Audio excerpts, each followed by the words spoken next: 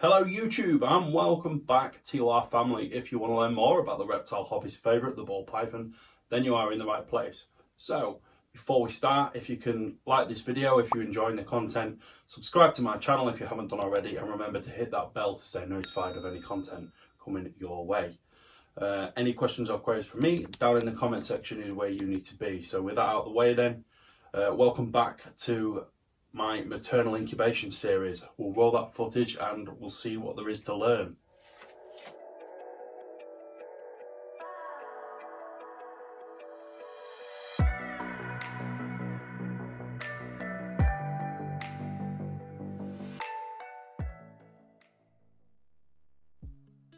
So guys, this first bit of footage here was gathered on day 4 after laying, and it confused me. I'm not entirely sure what this was about. I don't think she's doing this bit to maintain the temperature of the clutch, because how she ended up was how she started. So she went a full 360 round the clutch.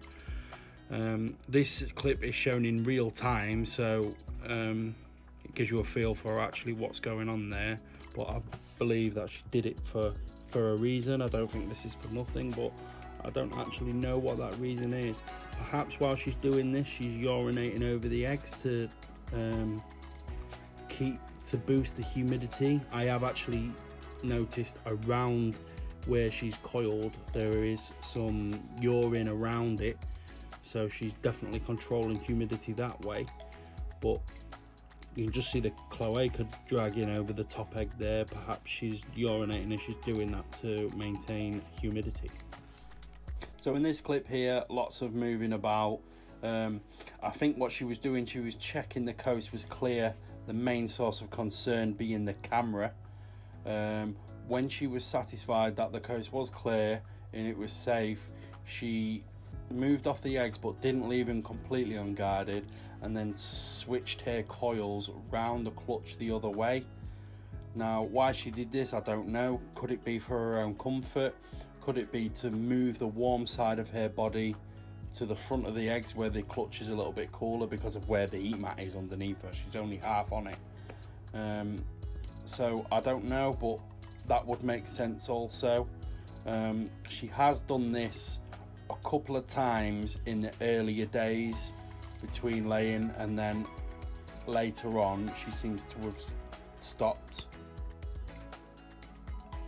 This next bit of footage coming up here, I believe is something similar. She is moving the warm side of her body, which is the side that is over the heat mat, to the cool side of the clutch, which is the front that we can see there now. The eggs do look in very good condition, so she's doing a great job. And I believe she's doing this just purely to maintain the temperature of that clutch. If you guys think any different, do let me know. So guys, there's something that I want to mention about this footage, something that was raised by a subscriber. What we're simulating here in this tub with this maternal incubation female is not nature. There's not very much natural about it, other than that we are letting her maternally incubate. For one, there's a camera present, which wouldn't normally be there in the wild. It is giving off heat, and it is giving off infrared light, which could be sending signals to the female that we're just not aware about. She's sat on a heat mat. Where she's laid the clutch is actually sort of half and half, so one side of the clutch is under the heat mat and then the other half is not. And I think that's why she's turning her body around that clutch, so she sort of, the back side of her body absorbs the heat from the heat mat, and then she moves that side of her body round to the front. That is not something that they would do in the wild. She's doing that because she's sat directly over a heat source. I just wanted to clear that point up, just so that we're not getting it twisted.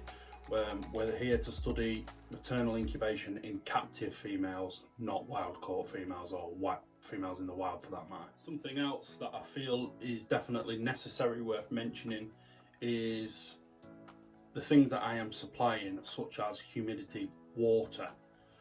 I have mentioned in the footage that I've seen the female urinating around the clutch to provide humidity. If the females are going to do this, they have to gain water, and in the wild, you know, in rodent burrows, they're not going to have a water supply or a water bowl directly there in front of them. So wild females might have to risk it and leave their nest to get water and then come back to it. that I would say is definitely natural behaviour, but I suppose that would depend on how well the reserves are built before ovulation in the females, and that would be another study altogether. Another thing is food. Will wild females come off their clutch to hunt or to? I think the nest selection site deals with that issue better than what hunting will, but it's definitely things to consider. You know, this is captive maternal incubation, not wild, not natural.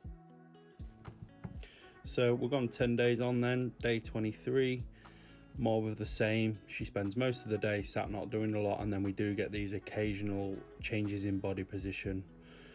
I can only speculate, but I just believe that this is just to do with maintaining the temperature of that clutch, or the average temperature of that clutch, and we can't necessarily accept it as natural behaviour because she's sat on a heat mat. I just wanted to clear that point up.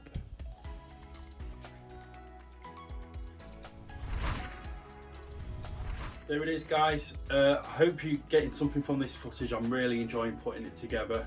Something that I do want to mention, which I haven't mentioned previously so far in this video, is the surface temperature of this female's body. I have checked it a couple of times and it's been steady at 88 degrees. We should get a clip of that coming in here. That piece of information is important to take forward into the next video, which is around feeding maternal incubating females. Will she feed? Will she not? Questions to be answered in the next video, so make sure you stay tuned for that one. Once again, thank you very much for watching, guys, and I will see you on the next one.